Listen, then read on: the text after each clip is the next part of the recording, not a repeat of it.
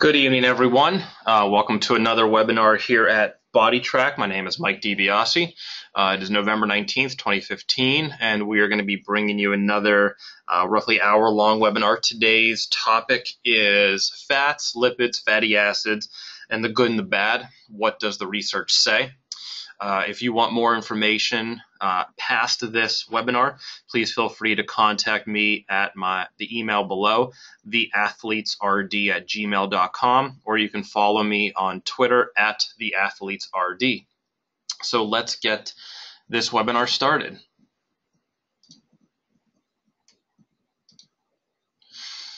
So in basic description, fats are, as we know, the most concentrated energy source of the three macronutrients. It has 9 calories, technically kilocalories, for every gram of fat, as compared to proteins and carbohydrates, which are 4 kilocalories per gram each. And so if you have to look on the back of a nutrition label, you'll see that 944, which is representative of the calories per gram for fats, carbs, and proteins, respectively. At liquid or at room temperature, fats that are liquid, we usually just call oils, and those come in many sources, as we all probably use: vegetable oil, canola, olive, peanut, avocado, and the various other forms. And then fats that are firm or solid at room temperature, and we just call basic solid fats. And these are our lard, our butter, our shortenings, etc. And room temperature, of course, is a rather ambiguous term, because room temperature can vary depending on where we live in the United States, around the world. But normal temperature around a normal home, 68 to 72 degrees roughly. We're not going to be using the term fats because that's a relatively generic and ambiguous term. So we are going to be using the term lipids and fatty acids as best as possible, because that really describes what is being utilized in our body in speaking of metabolic form and utilization. So we have simple lipids, basically a glycerol backbone. We'll get into what this looks like, and we're going to just briefly talk about what fats are, how we can identify them, and then we'll get into speaking about how we actually benefit from fats, some negative things about them, lipids and fatty acids, and then how to incorporate them better into our diet. So with the glycerol backbone and then our fatty acid tails, if we have 1, 2, or 3 fatty acid tails, that's how we diversify the terms mono, di, or triglycerides, and we've all heard the term triglycerides. Our complex and derived lipids, we have many different forms. We have our fat-soluble vitamins, which means they get absorbed with the use of aided fat. So those are vitamins A, D, E, and K, the water-soluble ones being vitamins B and C. So without a good quantity of fat or consumption of fat, we don't absorb these 4 vitamins well, which can lead to malabsorption, which can also lead to many other nutrient deficiencies. So fat plays a major role in just maintaining the absorption and solubility of these 4 major vitamins. The phospholipids, most of us don't think about it, but around all major biological cells in our body is a phospholipid, so essentially a fatty layer around the cell, which prevents specific nutrients from crossing in between and creates a barrier between intercellular and extracellular areas. Our steroid hormones are lipid-derived, and our carotenoids, and among many others. They are one of the 3 major macronutrients, as we said: fats, proteins, and carbohydrates, and roughly 30 to 40% of our human caloric intake. And again, that depends on many factors: where we live, what country we're in, our type of diet, athletes, age, gender, sex, those kind of things. But approximately, the diet is consistent around 30 to 40% of fat intake. And roughly 90% of that 30 to 40% is found as what we call triacylglycerides or triglycerides. And those 2 terms we're going to use interchangeably today. So we'll just say TG, triglycerides. Some of the main physiological roles of fatty acids, and again, we're not going to be using the term fats as much because that's a general term, but for fatty acids specifically, they are the stored form of triglycerides. They are the essential building blocks of the more complex phospholipids that create the cell membranes in all biological cells. the sterols and glycolipids. We won't get too much into that. We're going to just briefly hit on some of these things, but we just want to give a general idea of what fatty acids, different fats are. Coenzymes and membrane support, so being able to help with protein concentrations, protein derivations, and coenzymes. So fat does help play with helping move proteins throughout cells as well, through some membrane support and transport. And of course the derivatives, hormones, and intracellular and molecular messengers. So again, transporting things between cells, inside cells, molecules, and fat does play a major role, and fatty acids play a major role in these intracellular and molecular messenger areas. So fat needs, we need fat in our diet. The fatty acids, the triglycerides, monoglycerides, diglycerides, we need them. We need to consume them because they are one of the major factors whether or not we do exist. And so minimizing fat to a bare minimum is not healthy. Some research shows 10, 15%, other research shows 20, 25 should be normal. We say roughly 20% of your diet minimum should be of fat consumption.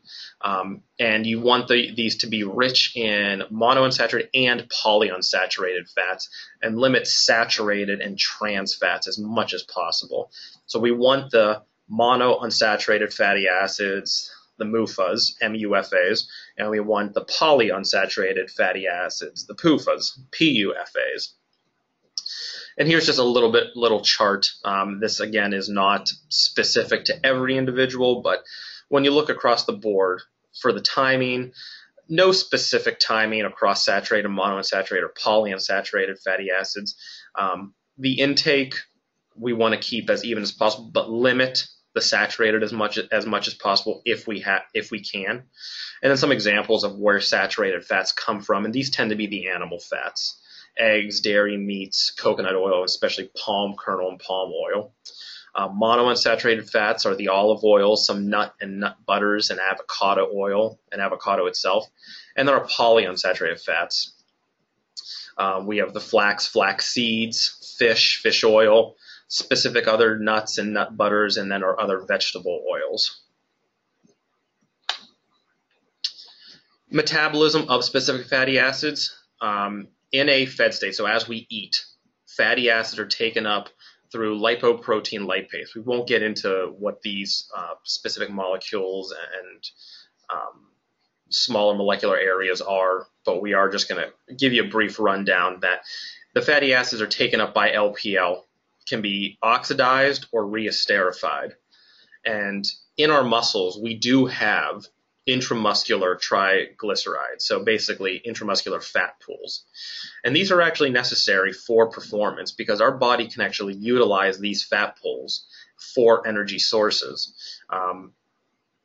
Remember when we said fat has 9 calories per gram as compared to carbohydrates and proteins, if we're able to tap into these fat sources, we can get more energy utilized for moving performance compared to fats and compared to carbohydrates and proteins. But it's a little bit more difficult to utilize these fats. It requires more oxygen, and it requires less intense work and longer duration work sometimes to actually utilize these fats. Intramuscular fats can be utilized relatively quickly, but both resistance exercise and prolonged endurance activity, these draw on the intramuscular fat pools as a substrate. So when we are working out, lifting weights, or we're doing endurance activity that is a little bit longer, maybe we're not doing sprints, we're not doing intervals, maybe we're doing a little bit more leisure style running, going for a nice long jog on the treadmill or elliptical, we can utilize these intramuscular pools of fat and utilize them as energy for prolonged movement, burning more calories, and then potentially sparing the glycogen that's in our muscles for that last quick bout, that last quick sprint, those last few reps that we need, that quick energy burst to get us through. Here's a little chart that I believe I posted before, but it goes without saying it's pretty important and pretty interesting to consider that if we were to look across inside the human body, and this is again a theoretical model, I'm not saying that it could be possible, but in theory, if it was, this is what we'd essentially be able to get. And it shows you the diversity of these the macronutrients and the substrates and the ability to convert the amount of them to how much energy and what we could actually interpret this as energy and get from them. So if we look triglycerides, the fatty acids in our body, liver glycogen, muscle glycogen, and then circulating glucose. So the four main substrates that we would essentially utilize for activity and performance. And if we look at the circulating glucose, you'll notice that basically total energy, we're only going to get maybe 70 to 80 total calories from the circulating glucose. So that means we only have roughly 80 calories to utilize of just the blood and extracellular glucose that's in our blood system currently right now. Which means if we were to be able to just last on circulating blood glucose, we'd only last 0.05 days. And that's basically just sitting, doing nothing at a basal rate. If you look at muscle glycogen, we approximately have 1,700, and again, approximately 1,700 calories to utilize. And if, again, we just basally sat there and did nothing and used only muscle glycogen, we could last approximately a little bit more than a day if we were only utilizing our muscle glycogen stores. The liver glycogen, much less than the muscle glycogen, a little bit more than the circulating glucose, 305 calories approximately. It varies depending on the person. And this person, of course, we're using as a 65 kilogram adult male and percent body fat 13. So you can see that it would be different depending on if it was, of course, a female as well, the weight and the fat percentage. But on average, this person would last approximately 1/5 of a day. But if you look at the triglycerides, the fatty acid stores that we have in our body, and this includes the fat that's circulating, the fat that we have available to just across our entire body as itself, we can see that we can essentially pull 77,000 calories from our stored triglycerides in our body. And now if we could survive solely on all of our triglycerides in our 65 kilogram person, 13% body fat, we could survive approximately 47.5 days just on our stored triglycerides. That's an incredible amount compared if we compare to 1/20th of a day just circulating blood glucose, 1 day with muscle glycogen, 47 days just on our fat stores that we have. So it just goes to show you the incredible energy that fat can hold and how much fat we do hold with utilizing our cells, utilizing the triglycerides that are stored throughout the body. And if you look in cross minutes with the triglycerides, you can see that if we were able to utilize all of our triglycerides, approximately 77,000 kcals of them, approximately 8,450 grams of our triglycerides stored in our body, we could run for approximately 5,200 minutes. If you were to convert that time to an approximate, relatively well athletic person running marathons, this could essentially be 20 to 25 marathons in a row. So that's 20 to 25, 26.2 miles consistently using just triglycerides alone. So again, this just goes to show the power of fatty acids utilization and how difficult it is to actually utilize these as stored energy. We will go quickly to circulating glucose because it's easy, it's already in the blood, then move more to muscle glycogen in the liver as the activity progresses in intensity and duration, and then move to triglycerides as we progress through the activity with lower intensity and longer duration. But to actually be able to utilize all of them, practically impossible, but theoretically possible.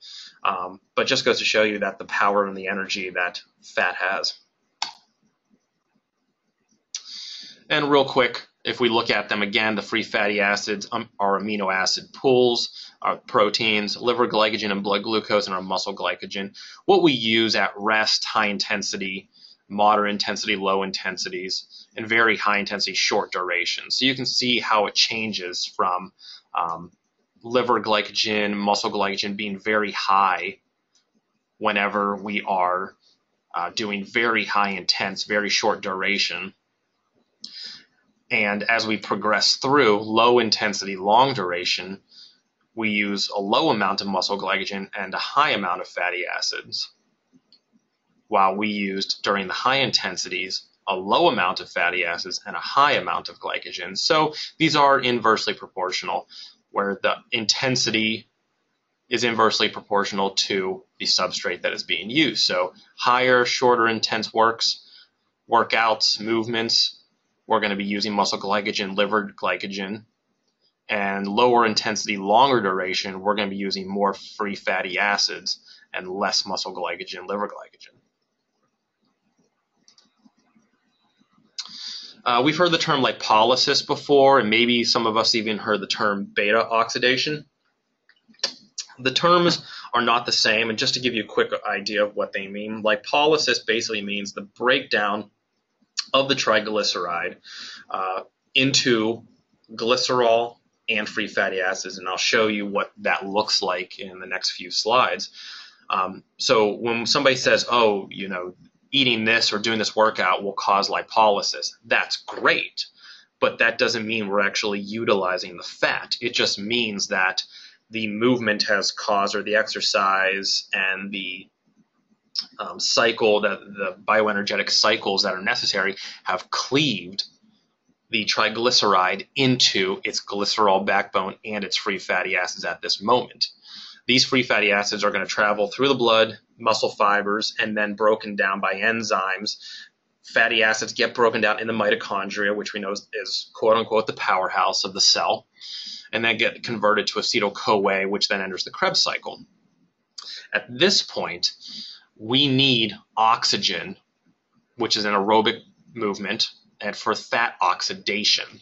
Fat oxidation, it does require more oxygen per ATP than glucose itself, because we can use glucose in a sans oxygen area, an anaerobic area, but generate more energy per gram, of course, than the carbohydrate oxidation, 9 to 4.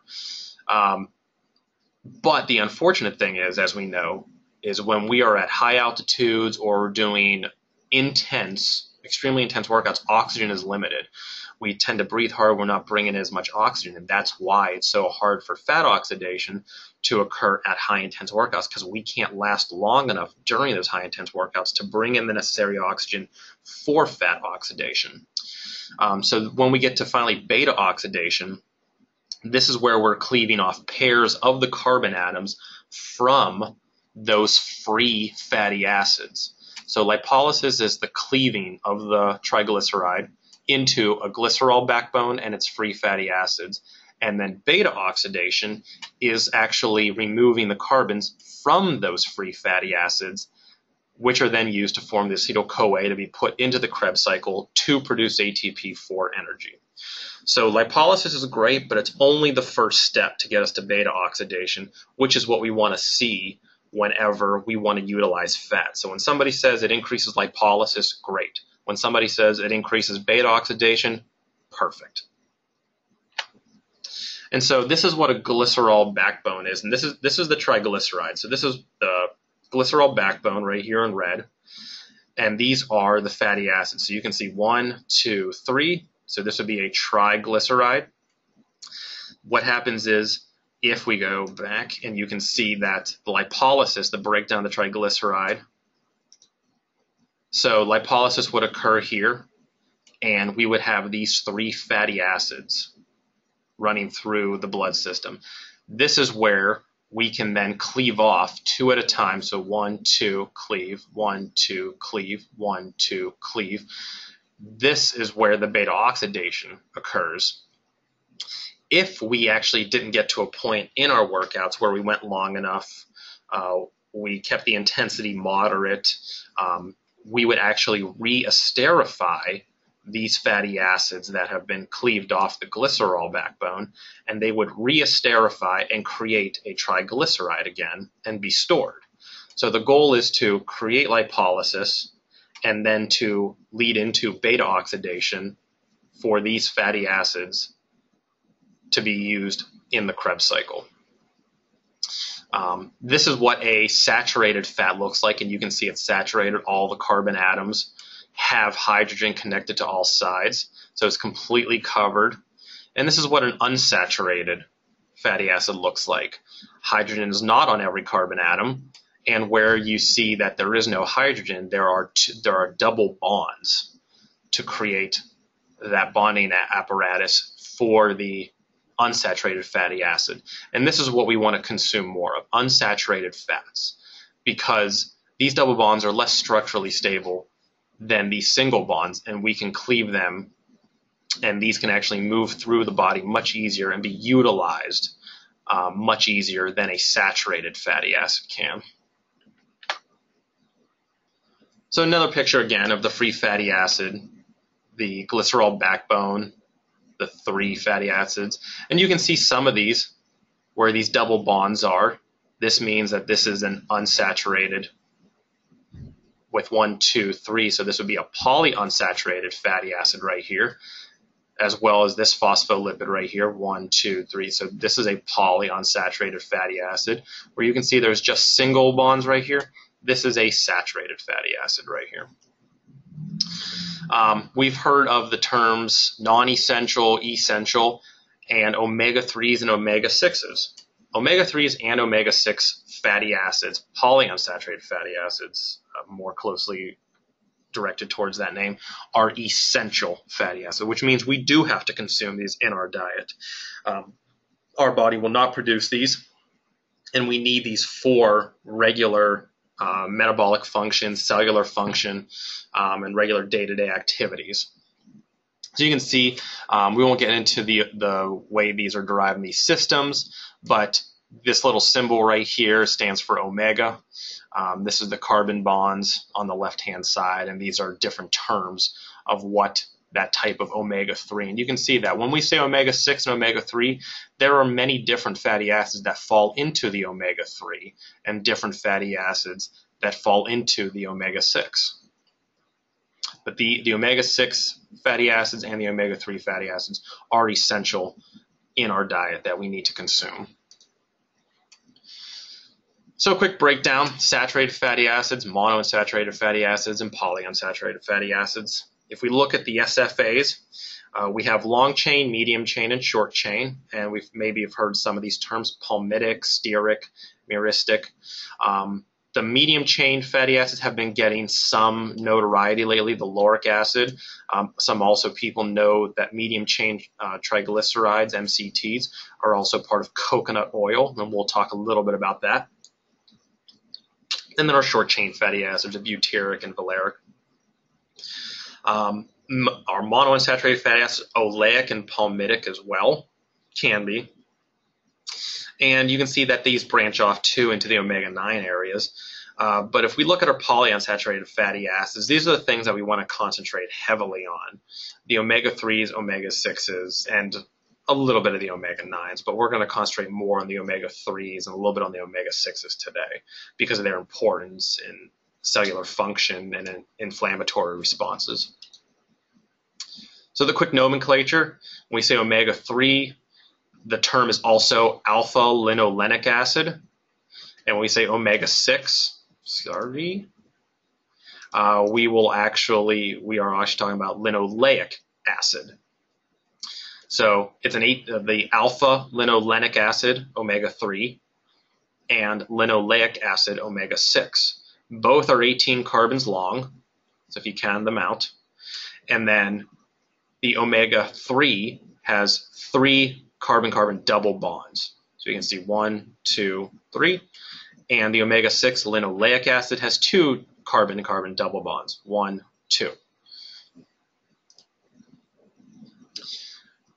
More of a breakdown of what fats and fatty acids are. So saturated fats, as we know, animal fats, butter, lard, shortenings, etc. Unsaturated fats then get broken down into polyunsaturated or monounsaturated. And then these get further broken down into the monounsaturated fats are part of the omega-9s, and polyunsaturated fats, omega-6 and omega-3s. The only true essential fatty acids that we have to consume in the diet are the omega-6 fatty acids, linoleic acid, and omega-3s, the alpha-linolenic acids. And here's some descriptions of what they are.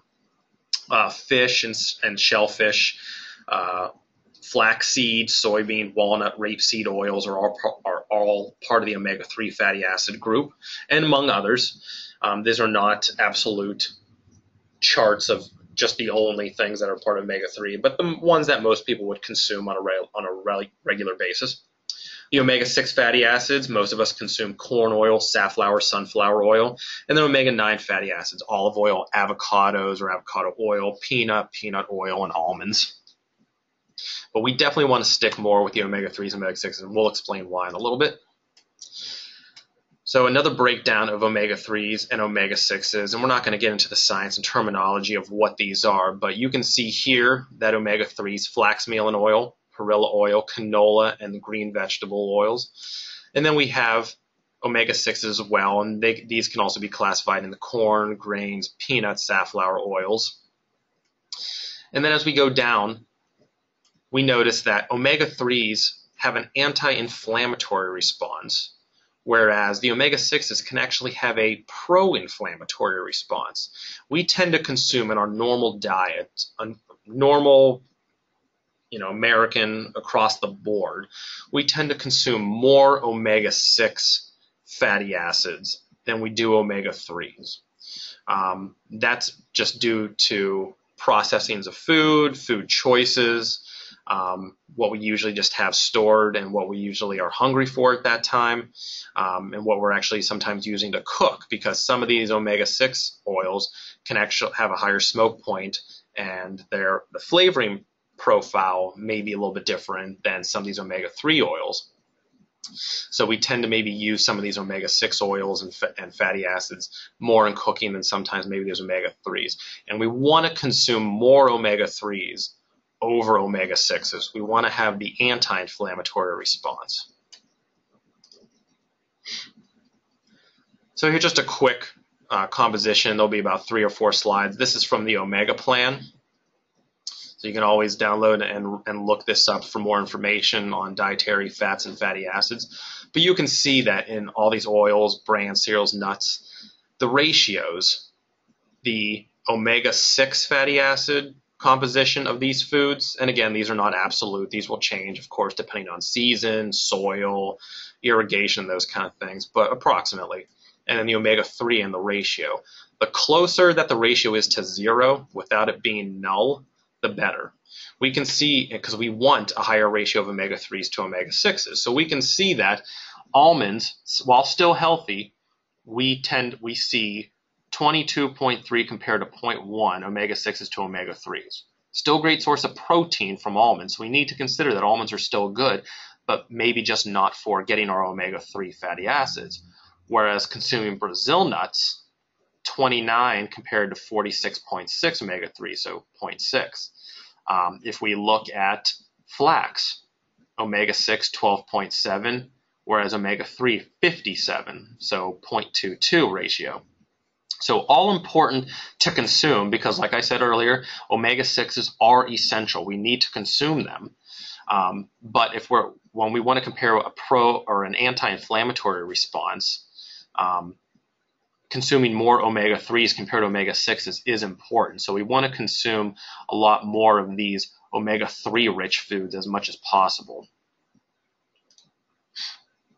Fatty acids in fish, so we can see across the omega-6, omega-3s, what the composition is and how much is in each. Beef, dairy, and eggs, and this is all again from the Omega Plan. So when we look at dietary fat and body composition, some of the major complaints from some people and ideology that's lasted through the years is, does dietary fat make me fat? If I consume more fat, well, naturally, then I probably will get fat. And a lot of this is pulled from the ISSN, International Society of Sports Nutrition. So if you ever want to look up more about sports nutrition, sports supplementation, I highly suggest you go to the ISSN website and read up on a lot of their free journal articles. Pretty amazing research that's coming out of this organization. So whenever they do research models done through animals, they find that these omega-3 polyunsaturated fatty acids, which is what we want to consume, may have shown body composition influencing and help reduce the accumulation of body fat. Now, again, these are animal models; these are not human models, and there's no saying that with this increase or this intake of omega-3 polyunsaturated fatty acids that there wasn't an overall decrease in caloric intake as well, or at least a maintenance of total caloric intake. So there definitely needs to be more research on caloric balance, increased specific fats, decreased calories, increased workouts, exercise intensity, those kind of things. So don't take this as gospel, but in some of these animal models, a high level of omega-3 fatty acids has seen some body composition influencing. Remember, 9 calories per gram from dietary fat, but some short-term trials with that lower percentage of dietary energy coming from fat did show modest reduction. But we have to remember that these are short-term trials. So does dietary fat make you fat? Yes and no. Yes, in the sense that if you're over-consuming fat and essentially over-consuming calories because of that fat and not utilizing those calories, yes, then that means more than likely there will be weight and potential fat increase because we are overeating and not compensating with exercise and movement, and energy balance is off. We are over-consuming and under-removing. But if we are maintaining caloric intake and rearranging the ratios for a more heart-healthy and anti-inflammatory fats, the polyunsaturated fats, the monounsaturated fats, consuming more of those as compared to saturated fats, trans fats, then there may be some positive influence on body composition. So again, it really depends on how you're interpreting that data and what you're actually consuming and how you're consuming it. Some benefits of omega-3 fatty acids. When we look at preclinical epidemiological studies and some clinical research, there is support for a cardioprotective effect from these omega-3 fatty acids, especially from fish sources. There are some studies that came out a few years ago that talked about omega-3 supplementation and fatty acid supplements to actually have some positive effect on coronary heart disease or coronary heart disease, CHD, CVD. But more research is coming out that maybe the food source of these omega-3 fatty acids is better. And some research recently has come out that there has been no significant effect with consuming omega-3 fatty acid supplementation and reducing risk of disease. So some research is coming out to go against it. Other research shows that it works. But in support that these omega-3 fatty acids from fish and shellfish and seafood sources have been shown to have lower risk of these diseases. So if we're going to say anything, it's fair enough to say that omega-3 fatty acids from seafood sources may have the best implication for reduced disease states. But more research, of course, is always needed. Increased dietary intake of omega-3s with reduced incident coronary heart disease and the complications related to the disease. Omega-3 fatty acids reduce risk dying from a secondary heart attack. Some research has come out and shown that it could be 10 to 15% reduction in risk from a secondary heart attack from the primary myocardial infarction. Major omega-3 fatty acids in some research has also been put into depression studies and people with high levels, moderate levels, or low levels of depression. Some research came out and showed constant consumption of omega-3 fatty acids to have tangible, significant effect on depression, and that vary between low levels depression to high severe depression. But other research has come out to show that there was no significant effect. This is not to replace any current medication that any doctor prescribes, but there could be, with further randomized control trials and better research, some major works in development with consuming omega-3 fatty acids to help relieve some symptoms of depression. So the jury's still out, but it looks relatively promising to maybe reduce these characteristics of depression with a high level of omega-3 fatty acids. The inflammatory response, which I spoke of earlier, omega-3 fatty acids help relieve that inflammatory response. When we work out, when we're stressed, our body responds by creating an inflammatory response. That's with delayed onset muscle soreness, blood flow, cortisol levels, everything increasing with this inflammatory response to bring it back to homeostasis. That omega-3 consumption can help relieve that inflammatory response, which is a good thing. Tartibian showed that about 1.8 grams of fish oil improved range of motion, ROM, and pain from DOMS after strenuous strength training. So that excessive inflammatory response and signals have increased muscle protein breakdown and impaired strength. So if we have excessive inflammatory signaling, that can lead to overtraining, that can lead to depressive movements in our workouts and in our exercise, which then leads to impaired strength gains. Muscle protein breakdown lasts longer, which means that we don't have the recovery that we need, which can also lead to injury. So omega-3 fatty acids may play an important role in attenuating that muscle protein breakdown and attenuate that inflammatory signaling so we can recover sooner and may actually gain the proper strength and muscle protein synthesis that we need. Fearon and Noreen Smith showed evidence for fish oil's ability to restore and amplify protein synthesis within the muscle in healthy and young elderly individuals, among other populations. And Radacki showed supplementing fish oil enhanced strength and functional capacity. So not saying that there's an ergogenic effect of consuming omega-3 fatty acids, but there may be a blunting effect from the inflammatory response, which can lead to proper muscle protein breakdown and synthesis and maintain strength or increase strength due to that blunting of the inflammatory response.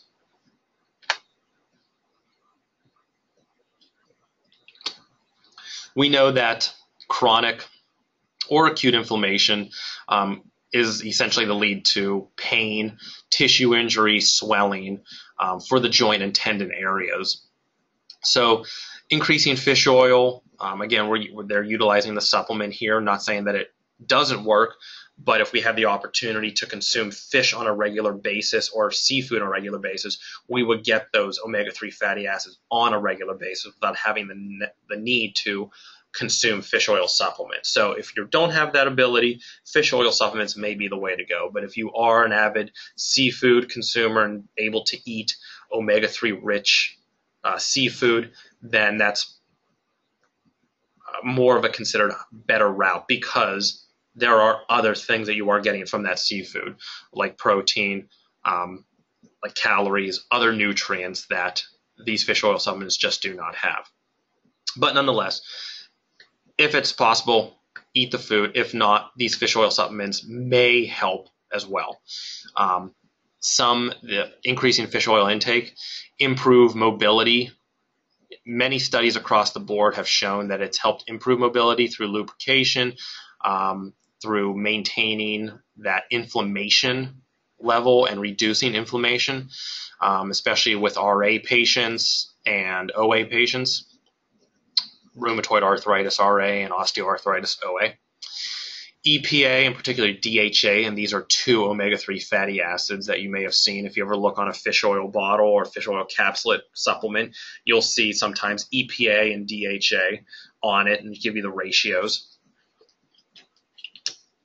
These are mostly used in these fish oil supplements because they've been heavily studied, and they show promising effects for health and increase integrity of cell membranes, especially neurons. Because remember, those neurons that we have in our brain are covered in a fat layer, that myelin sheath, that helps send those signals quicker down the axon into the body of the neuron, signaling all the other neurons. So without those myelin sheaths, which are essentially phospholipid and fatty acids, we wouldn't get that signaling nearly as fast. The scientific and clinical research, there is great potential to really say that increasing these omega-3 fatty acids from fish oil supplementation and these specific fatty acids could be ergogenic aids, could be performance enhancement aids, could be just strictly anti-inflammatory, but we tend to see most of this consumption used in cardiovascular risk and reducing that risk. So more research needs to be done on performance as itself, but we've seen most of the research done on cardiovascular clinical trials and the like. So we've heard a lot about coconut oil in the last few years, and we have some people who are heavy believers in coconut oil. Other people think it's just another saturated oil that you shouldn't take in. And here's what the research shows us, and you can come to your own conclusions whether or not it works for you, or whether you think it works, or how you're taking it in. We have to remember that coconut oil, it is a highly saturated oil. And like we said before, we want to steer clear of those long chain saturated fatty acids as best as possible. About 65% of the coconut oil is a medium chain triglyceride. So we know that carbon length chains of 6 to 12 we consider medium chain. So coconut oil isn't this long chain fatty acid like 18, 20, 22 carbons like we've seen with other fats. It still can remain solid at room temperature even though it is a medium chain triglyceride, and it's not completely saturated. It is a highly saturated, approximately 90-92% of it, but it still remains solid at room temperature, just like all the other saturated fatty acids. And 1 tablespoon of it is approximately 13.5 grams, which is approximately 117 calories. So you have to remember, when we use a tablespoon of it, we are consuming a significant amount of calories and a significant amount of fat with it. Now, when people say, oh, coconut oil helps increase fat breakdown, or you lose more weight consuming coconut oil, is that technically true? Well, there have been some studies to suggest that when you replace, and it's not just coconut oil itself, it's medium chain triglycerides, which the majority of coconut oil is. Approximately 65% of it is a medium chain triglyceride. Some studies show that replacing more MCTs, medium chain triglycerides, without exceeding your daily caloric intake. So if you normally consume 25% fat on a day-to-day basis, but now you're going to consume 30 to 35% fat because you're adding medium chain triglycerides, you may not expect to lose weight because you're essentially just adding more calories and more and the higher ratio of those 3 macronutrients is now just coming from fat. So if you're going to replace some of those longer chain saturated fatty acids, those butter, those lards, with MCTs, i.e. coconut oil, without exceeding the normal amount of fat that you would take in or overall normal daily caloric intake, there may be some small increases in the rate of fat loss, which means there may be an increase in the metabolic rate at which fat is broken down. These actually may be more advantageous in overweight people. Some of the research has shown, and it hasn't been a lot of research, but some has shown that normal average, normal weighted people based on BMI did not see the increase in fat loss that overweight or obese people did when they replaced MCT oils. So it may be more advantageous for overweight people to incorporate more MCT oil because there also may be a temporary increase in metabolic rate. And we know an increase in metabolic rate can lead to a release of those fatty acids, which we explained before is lipolysis. We want lipolysis, but we want that lipolysis to continue so we can then get beta oxidation, which is the actual utilization of fat for energy. So there may be some validity to using coconut oil because of the medium chain triglyceride, the MCTs, in it. But to say that consuming coconut oil will lead to weight loss, there is no study that actually says that there is a cause and effect. Take in coconut oil, lose weight. That is not true. There is no study that shows that, but there are studies that have shown that with medium chain triglycerides, there may be a temporary metabolic rate increase, which then could lead to lipolysis, which then could lead to beta oxidation, assuming you maintain or reduce overall daily caloric intake of that fat and overall calories. There isn't enough robust randomized control trials to say that there is effectiveness for coconut oil for weight loss or fat mass loss, but it's still promising to have research done on it to see that could this be an ergogenic aid for weight loss and or fat mass loss, assuming the person is taking it in right and at the right times. So, is coconut oil good? Sure. You can use it to cook. You can use it to eat with. Should you automatically just add it to the diet to lose weight? No, because you are also adding now fat. So if you're going to add fat, you should probably remove other fats to balance it out. So if you're going to add coconut oil, you may want to take out the butters and the lards and other things to bring out that balance. So is there application for performance with fat intake?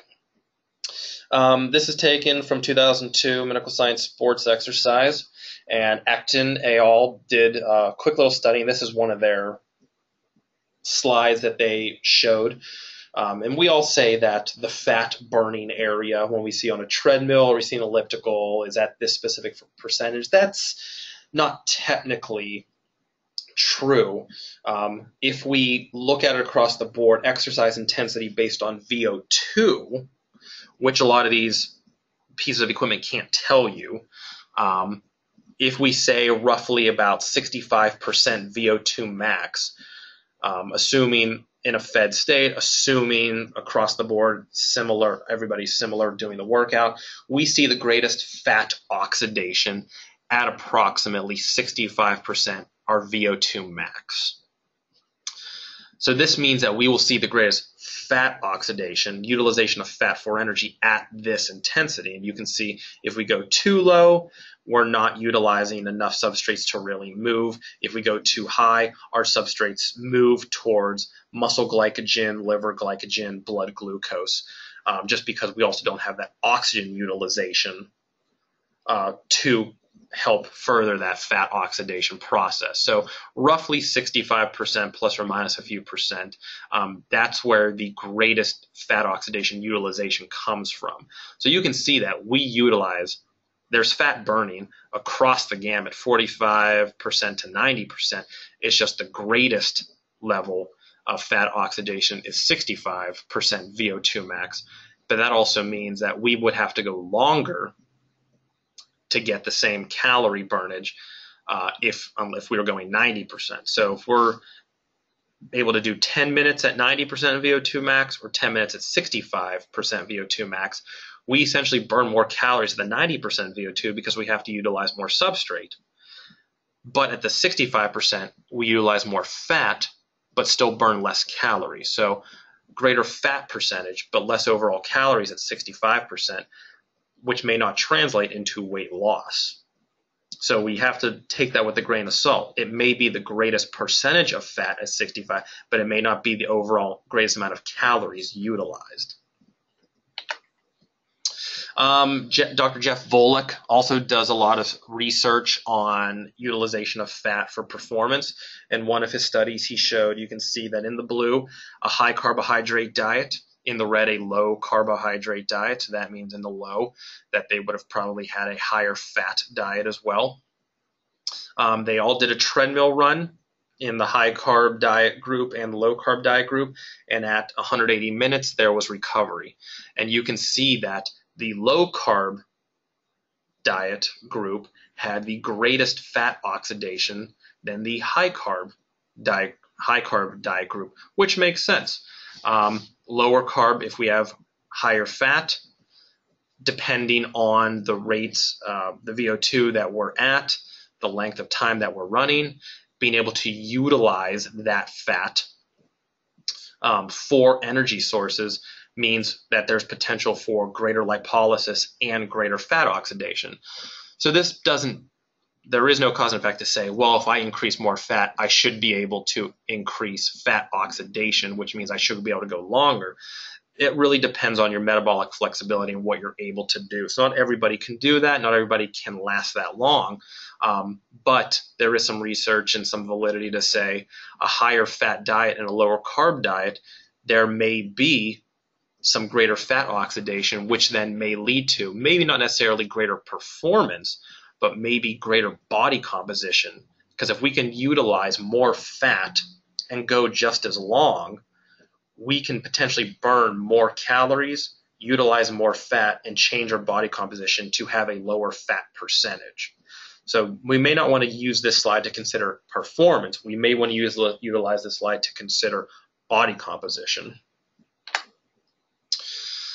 In a Wingate test, so a Wingate test is basically usually somebody on a bike, and they usually bike as fast as they can for approximately 30 seconds with about 7.5% of their body weight added to the flywheel.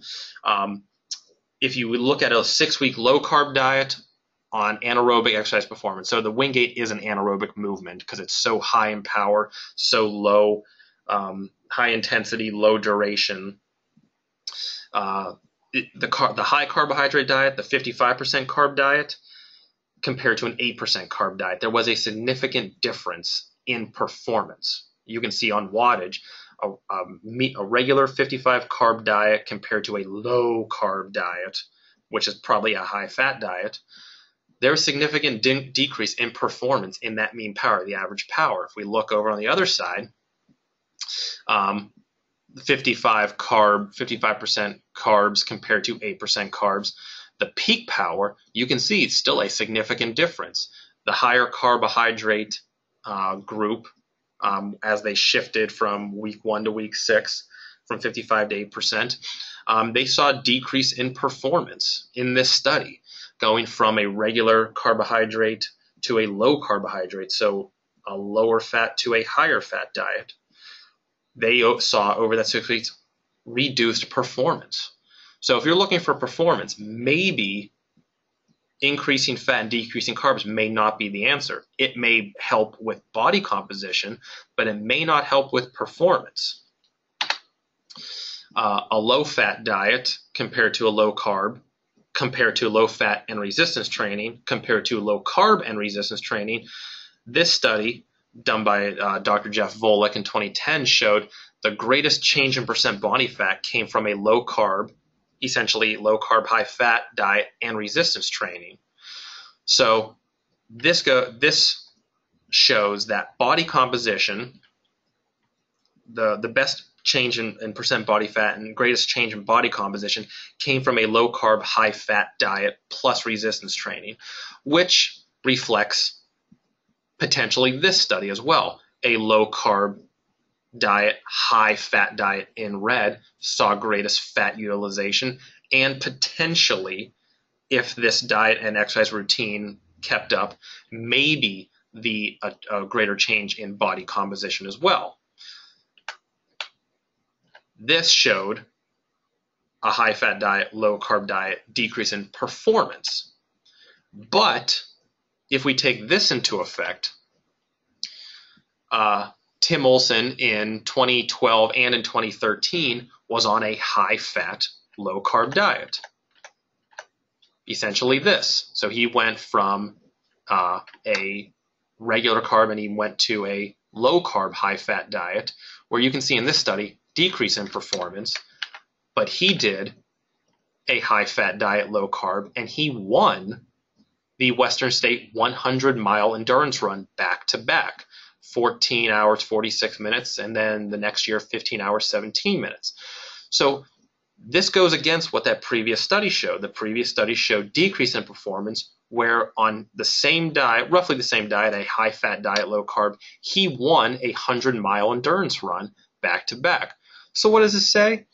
This shows that some people can utilize fat better than others for movement, for exercise and performance, which may mean that these people have greater metabolic flexibility. Really, the only way to tell is to try it for a long period of time to finally convert your body to utilize more fats. But that takes dedication, that takes genetics, that takes the training, that takes a lot, and it harms a lot of people because they just can't maintain that type of diet. And there hasn't been long-term studies to show the effects of such a high-fat diet on cardiovascular disease, stroke, other forms of cardiovascular risk, and mortality and morbidity rates. So we can see performance.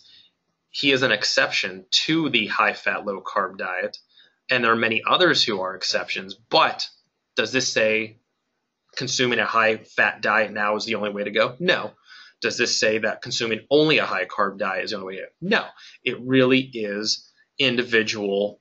It's really based on the individual and what it is that they're trying to accomplish and what their genetics, what their training, what their diet composition looks like. And that's why having a dietitian make these arrangements and make these determinations for you is the way to go. So a low-carb diet high-fat diet may reduce body weight. A low-carb diet, high-fat diet may also reduce performance, but not always, as we just saw with Tim Olson. These are all dependent on individuals, the training, genetics, and a bunch of other things. So don't automatically assume a low-carb, high-fat diet, you're going to do better. You may not. Don't also assume that a low-carb, high-fat diet, there may be a greater change in body composition. There may or may not. This is just where the trial and error has to come and what you've done and what your ultimate goals are. And this is why the client's goals, your goals are the priority. Are we looking for performance? Are we looking for body composition? Are we looking to change or increase or decrease performance, change or increase, decrease body composition, or both, or all of them? These are where the goals need to be specific and measurable so the dietitian can rearrange and your personal trainer can arrange your diet specifically towards these needs. So when and how much fat should you consume? Well, like we said, we need fat to maintain organs, to help protect ourselves, to maintain cellular integrity and membranes, to also maintain vitamin absorption. So 20%, 15-20% should be the bare minimum of fat intake. It helps. These low-fat diets can be detrimental because it can increase malabsorption of A, D, E, and K vitamins. A low-fat diet can also reduce the anti-inflammatory response. So if we're consuming low-fat diets, lower in omega-3 fatty acids, which we don't want to, those can reduce the anti-inflammatory response. We want to see an increased anti-inflammatory response due to the DOMs. This can also lead to overindulgence in calorically dense carbohydrate foods, which ultimately could lead to increase in calorie intake. Because fats also have a satiety factor, which helps us keeps us fuller longer, so we may not overconsume if we consume normal amounts of fat. Consuming them regularly throughout the day, but Ultimately, we want to consume less pre and post workout. If we consume too much fat pre-workout, we don't digest the food. We feel fuller, and we're trying to work out. It can create irritability, discomfort, and also with that fat can increase. There are a lot of incredible amount of solute, which can force a lot more interstitial water to come through, which can lead to other issues. And post-workout, too much fat slows digestion rate, sits in the stomach, and we don't absorb the necessary nutrients at that time, and the proteins and the carbs to replenish glycogen, to replenish amino acid pools. So consume it throughout the day, but try to limit it as a pre-workout and post-workout meal or shake. Consuming, what fats should I consume? Consuming and cooking with the polyunsaturated fatty acids over the monounsaturated fats over the saturated fatty acids. So the PUFAs are in green: fish, shellfish, walnut, rapeseed, flax, and safflower, over olive oil and peanut oil, which are in yellow, which are monounsaturated fatty acids. Over butter, lards, and animal fats, which are in red, which are the saturated fatty acids. So again, monounsaturated is good. Polyunsaturated is better. We want to consume both, definitely over the saturated fats as much as possible. Food before supplements, like we said before.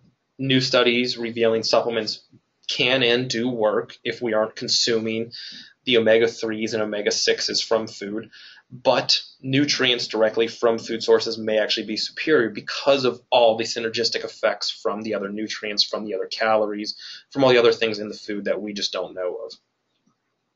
Omega-3s over omega-6 fatty acids intake. So we want to see more omega-3 fatty acid intake over that actually should say omega-6 pro-inflammatory.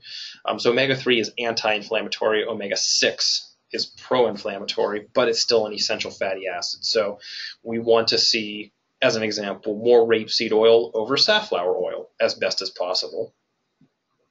And a 2-to-1 ratio. So if we were to consume a 1 gram of omega-3s, we'd want to consume 0.5 grams roughly of omega-6s. So more omega-3s over omega-6s. And how to incorporate them? Replace animal fats with omega-3s over, and of course more than omega-6s, fatty acids and oils. Cooking with rapeseed or flaxseed oil over butter and lard when possible. Again, we don't expect it to always happen, but if we're able to cook a steak, a lean piece of meat, a little bit of egg, put it on popcorn, adding these oils and flavoring them over butter actually gets us more nutrients and have that anti-inflammatory effect better than the saturated fatty acids. And we can utilize these polyunsaturated fatty acids better for energy than the saturated fatty acids. And of course, adding flax and chia seeds to smoothies, cereals, and regular meals to increase texture, increase good fats, and diversify your meals. That is it. I hope you enjoyed it. We are going to bring you another one next month, come December.